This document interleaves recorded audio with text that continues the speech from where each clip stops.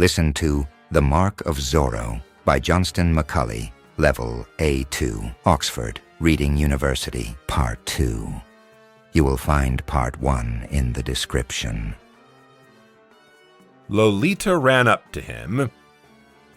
"You protected my honor, Signor," she said. "Now I would like to thank you with a kiss. I promise I won't look when you take off your mask." "Oh, Signorita, you're too kind," Zorro replied. He took off his mask and touched her lips softly with his. Then he quickly put his mask back on.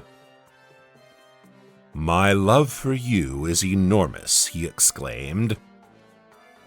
"I love you too, Signor," she said quietly.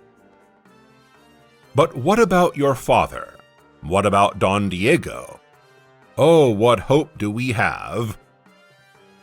"Quick, Signor, you must leave before my parents come back," Lolita said. The man looked at her sadly, then disappeared behind the window.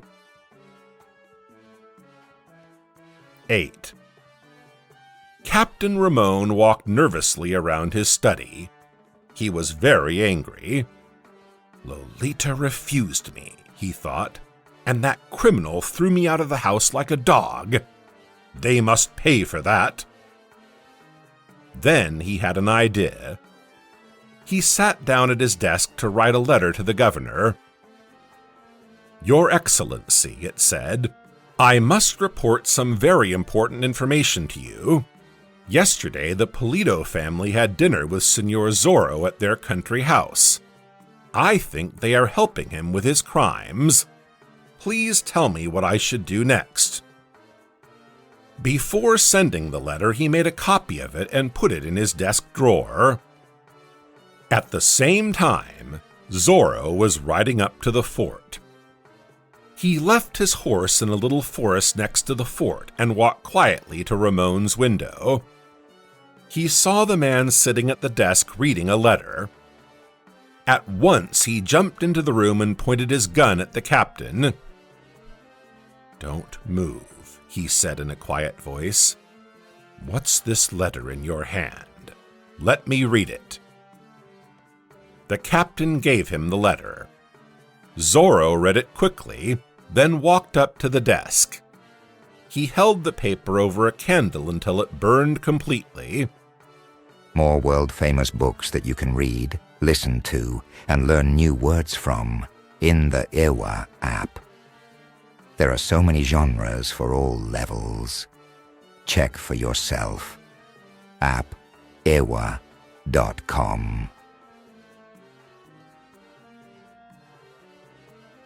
"Don't you ever try to get Señorita Lolita into trouble," he said. Suddenly they heard male voices from the yard. It was Sergeant Gonzalez with his soldiers. "Help! Zorro is here in my office!" Ramon shouted. Quickly, Zorro jumped out through the window and disappeared into the night. The soldiers followed him. They rode all the way down the road to San Gabriel. At one point they saw a small church. Zorro must be hiding there, Gonzalez thought. He always protects the church. He walked up to the door and knocked on it loudly. Then a priest opened. He was Fray Felipe, the head of the church. The soldiers ran inside in search of Zorro. They were very surprised to find Don Diego Vega in the visitor's room. "My friend," Sergeant Gonzalez exclaimed, "what are you doing here?" "I felt tired after a long ride," Don Diego explained, "so I've stopped here to rest." 9. Later, Don Diego returned to his house in Reina de Los Angeles. Lolita told him all about Captain Ramon's visit. "If you want to marry me, you will fight and kill the man who offended me like that," she told him. So the young man went to the fort. There he talked to the captain. "I'm sorry for what I did to Señorita Pulido," the captain said. "I came to your house in search of Señor Zorro. Unfortunately, I couldn't catch him. But I ask you to think twice before you marry that girl." "Why?" Don Diego asked in surprise. "Because Zorro was in your house while you were out," the captain replied. "I think that Don Carlos is helping him. Do you really want to marry the daughter of such a man?" The following morning, Don Diego learned that Fray Felipe was in court. He rode to the courthouse immediately. It turned out that some man accused Fray Felipe of stealing. The judge believed him. He sentenced the priest to be beaten with a whip. Later, the judge went to the tavern for a drink. Suddenly, Zorro rushed in through the door with his gun in his hand. "Today, an innocent man got punished because of you," he said to the judge. "Now you must pay for it." He took a whip from under his cape and turned to the men in the tavern. "Each of you must whip this man 5 times, he told them. "If you refuse, I will kill you." And so the men did as he said. Then some of them carried the judge home. After that incident, many young men from town decided to catch Zorro. They wanted the reward that the governor offered for his head. One night, some of them came to the house of Don Alejandro Vega, Don Diego's father. "We are going after Zorro," they told him. "We need to have some food and drink." The men had dinner together. Then Don Diego stood up. "I'm going to bed," he said. "Good night." The men continued drinking and talking. They were having a really good time. Late at night, a man suddenly entered the dining room. It was Zorro. The men prepared to fight him, but he said, "Instead of fighting with me, you should fight for justice. Protect the poor and the weak. All of you come from good families. Join me and fight with those who do bad things. Or are you scared?" "No," the men shouted as one.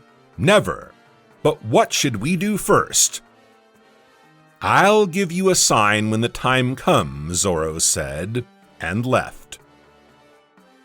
In the morning, the young men went back to Reina de Los Angeles. They were very excited and looked forward to working together with Zorro. "It's such a pity that my son was sleeping when Zorro came," Don Alejandro thought. "I wish Diego was more like Zorro." 10. At that time, the governor received the letter from Captain Ramon. He believed that the Pulidos were traitors. So he traveled to Reina de Los Angeles to deal with the situation. He reached the fort and talked to the captain in private. "Your Excellency," the captain said, "you should send the Pulidos to prison as an example for others. We must protect the country from the king's enemies." That same day, the governor sent his soldiers to Don Carlos's house. They arrested the Pulidos and took them to prison. There, the proud man and his family had to share a dirty cell with the town's worst criminals. At night, a group of young gentlemen came together outside of town. They were wearing black masks and carried swords with them. Their leader was already there waiting for them. "Are you all here?" he asked. "All but one," the man replied. "Don Diego couldn't come. He wasn't feeling very well." "All right," Zorro said, smiling. "We are going to save Don Carlos and his family from prison." Then he shared his plan with the men. and they all listened very carefully. After that, they rode to the prison. They rushed in through the gate, and Zorro shouted to the guards, "If you call for help, you will die." His men found the right cell easily. 2 of them led Don Carlos out. The other 2 took his wife with them.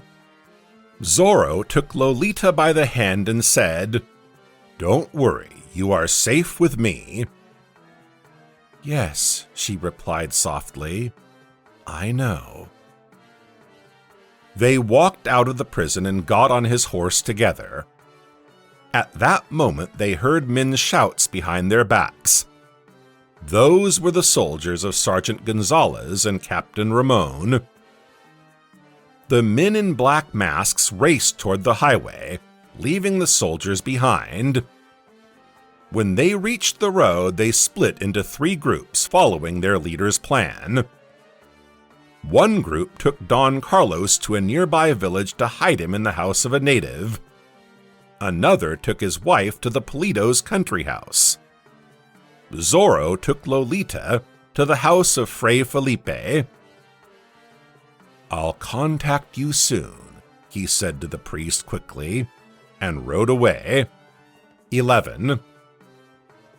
Some time later, someone knocked on the door of the priest's house.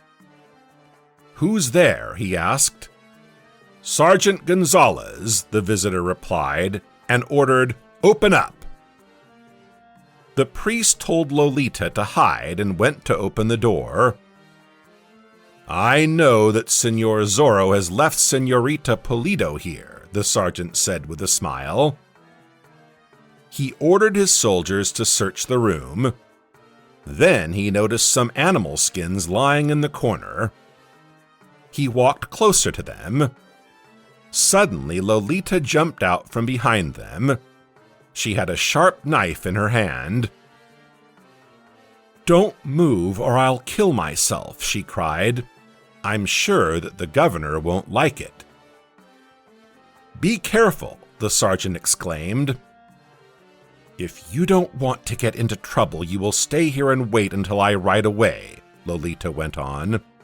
"A Polito is not going back to prison. I'd rather die." With these words, she walked out of the house, got on Sergeant Gonzalez's horse, and rode away. "After her," the sergeant ordered, as she disappeared into the night. Meanwhile, Senor Zorro arrived at the fort. He rushed into the captain's office with his gun in his hand. He tied Ramon's hands behind his back, and they went to talk to the governor together. "I've brought this man to you to explain," Zorro told him. "He lied about the Polito family in his letter." Zorro put his gun to Captain Ramon's head, and the man said, "He's right. I wanted to marry Senorita Polito, but she refused me. I got angry and decided to get back at her. So I made you believe that her father was a traitor." "You lied to me, Ramon," the governor said angrily. "You are no longer my servant and captain."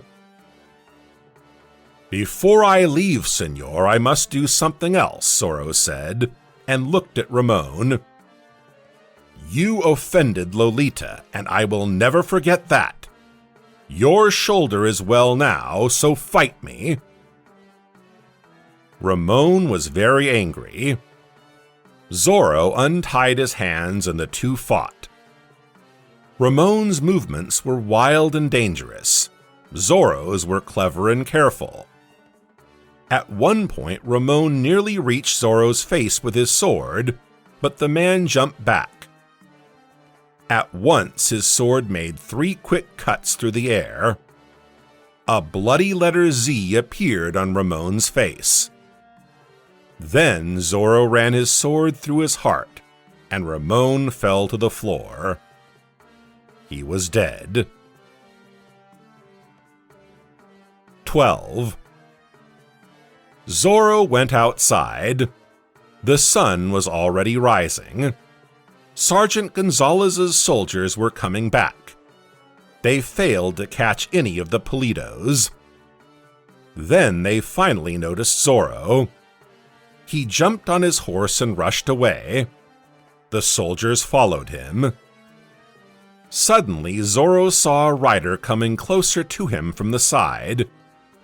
To his surprise, he recognized Señorita Lolita. "Catch them!" the soldiers shouted behind their backs. "Dead or alive!" Zorro and Señorita Lolita raced through a square and stopped at a tavern. They ran inside and closed the door. In a moment, the square filled with people.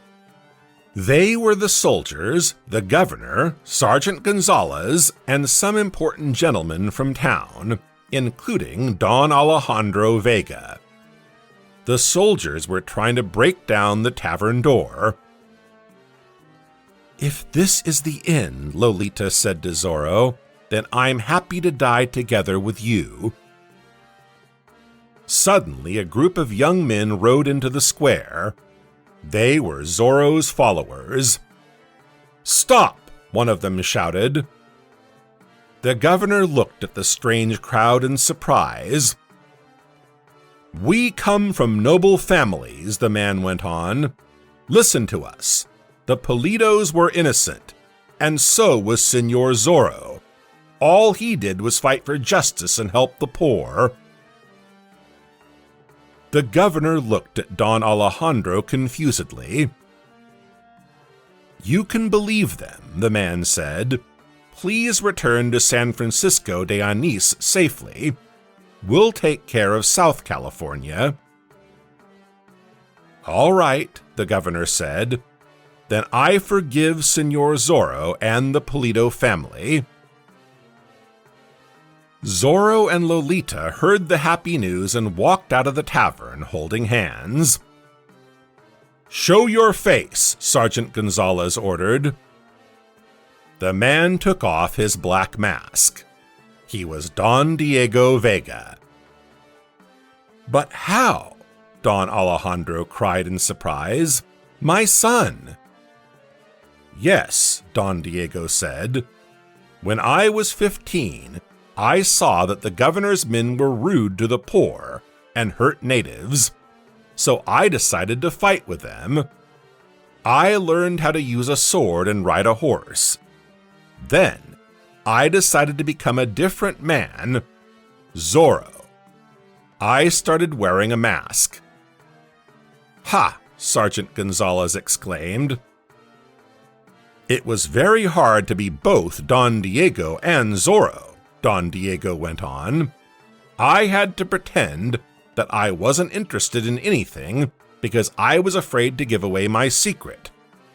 But nobody learned it in the end, even Señorita Lolita. Tell me, who do you love, Don Diego or Zorro?" The girl smiled at him softly, then replied, "At first I thought that I loved Señor Zorro, but now I see that I love them both. Which one am I going to marry?" "Well, we'll try to find the balance between the two," the man laughed. Send this video to a friend who likes learning English. And now, here's another free audiobook.